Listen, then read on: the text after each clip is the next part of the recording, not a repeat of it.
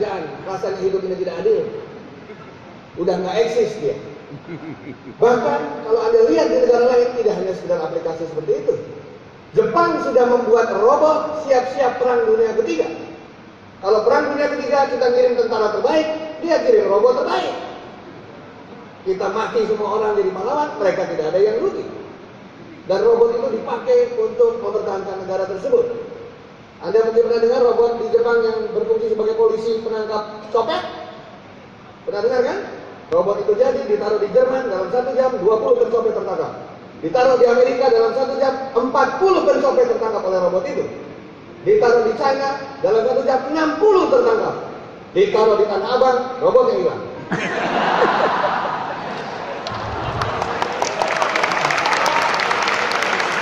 Serius. Ada lagi nih.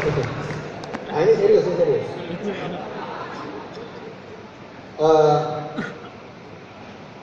Kota-kota besar, terutama seperti Yogyakarta, mulai macet.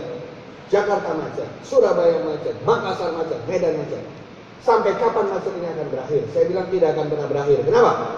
Karena teknologi untuk membangun jembatan dan teknologi untuk membangun jalan belum bisa dilakukan secara copy paste. Sementara yang namanya pameran mobil, belum pamerannya dibuka, mobilnya sudah habis terjual. Anda yang datang pameran harus inden. Dengan 200.000 Anda bisa membawa motor pulang. Anda berpikir nanti kredit sambil jadi Gojek. Apa yang terjadi saudara-saudara? Pertumbuhan orang membeli mobil dan motor lebih besar daripada pertumbuhan jalan maupun satu-satunya cara kita bisa mengikuti kota Amsterdam. Apa itu? Kapan kita bikin peraturan seperti ini? Pegawai negeri di Jakarta misalnya, ke kantornya Anda hanya boleh kantor, hanya boleh ke kantor hari Senin dan Kamis. Selasa, Rabu, Jumat tidak boleh ke kantor, tapi harus ngantor. Tahu maksudnya? Apa artinya, Mbak? Kerja dari rumah. Kenapa? Saya kasih contoh ya, ada satu hal yang paling aneh di dunia. Teman saya tinggal di Bogor, tiap hari ke Jakarta kerja di kantor pajak. Bogor ke Jakarta 1,5 jam. Tidak boleh terlambat sebagai pegawai kantor pajak di Jakarta. Makanya dia berangkat jam 4:30 dari Bogor. Sampai Jakarta jam 6. Absen sebelum 6:30 aman. Dia bangun pagi di Bogor jam 4 pagi. Ke Jakarta aman. Kantor pajak, naik ke ruang kantornya. Di situ ada komputer yang sudah otomatis ngasih tahu kerjanya ngapain. Enter. Hari ini kerjanya adalah menagih pajak di kota Bogor. Apa yang terjadi? Dia pulang lagi. Makanya Jakarta macet. Ada berapa orangnya kayak begitu? Seandainya waktu dia bangun sudah dikasih tahu harus kemana, dia tidak perlu ke kota. Karena pengamatan saya, 60-70% pegawai negeri di Jakarta melakukan fungsi-fungsi back office. Tahu back office ya? Administrasi, bikin surat, kemana.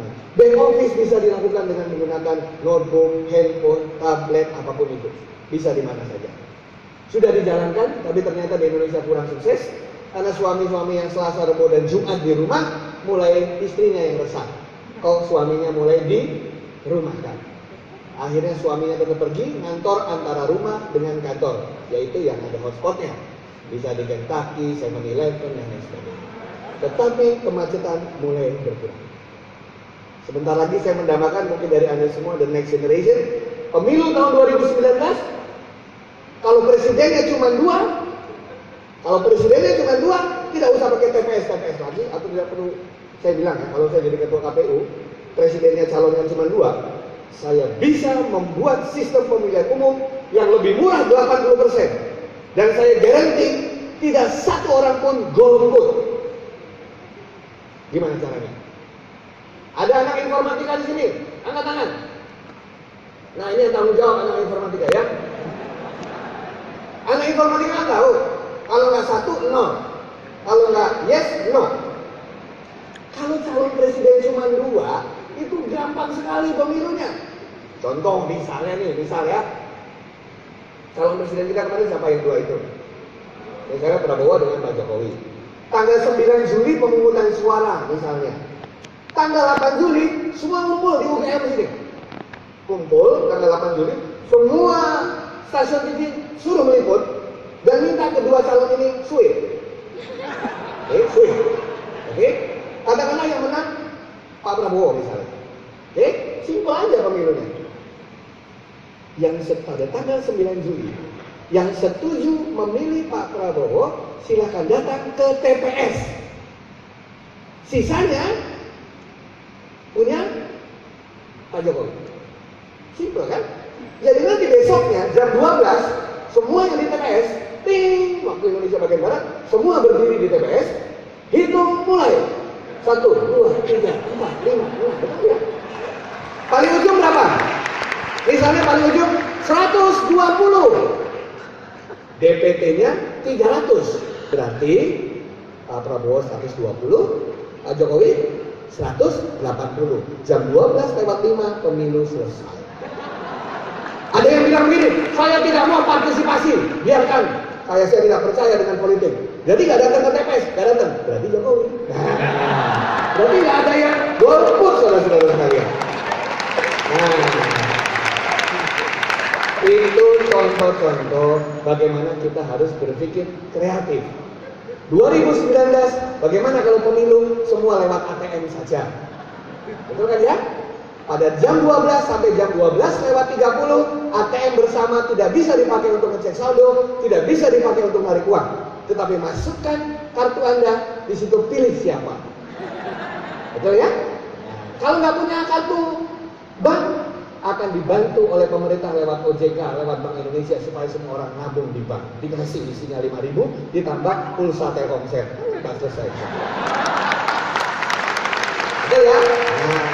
Nah, jadi saudara-saudara sekalian, next singkatan dari next, extraordinary talent. Tugas Anda cuma satu, cari masalah yang ada di Republik ini, selesaikan dengan cara Anda, maka kita pasti memberikan kontribusi. Bolak-balik kita kalau lihat di kampus, ada studi kasus nggak? Ada Pak, tapi setiap kali saya lihat studi kasus, dari Amerika, McDonald, dari Eropa, Boeing, dan lain sebagainya, kok nggak ada studi kasus Indonesia? Saya tanya dosennya, wah di sini susah sekali mencari studi kasus Indonesia. Saya bilang, siapa bilang? Silakan beli koran, koran Indonesia 80% isinya kasus semua. Jadi teman-teman sekalian, kami undang Anda baca koran, lihat kasus apa yang dialami negeri kita, coba dengan kreativitas Anda cari cara untuk buat itu, karena dengan cara-cara kecil itu maka Anda memberikan sesuatu untuk Indonesia. Untuk Pak Roy Mangusong kita beri tepuk tangan yang luar biasa untuk beliau. Terima kasih. Jadi ingat, jangan berhenti untuk belajar. Hanya orang mati yang berhenti belajar. Istri saya suruh ngambil S1, sudah, dia marah-marah. Saya suruh ngambil S2, dia marah-marah lagi. Saya suruh ngambil S3, kemarahannya memuncak. Dia bilang, apa alasanmu saya ngambil S3? Saya bilang sama istri saya, itu satu-satunya alasan saya bisa tetap tidur dengan mahasiswi. Saya bilang seperti itu. Pembicara berikutnya, saudara-saudara sekalian. Sebentar,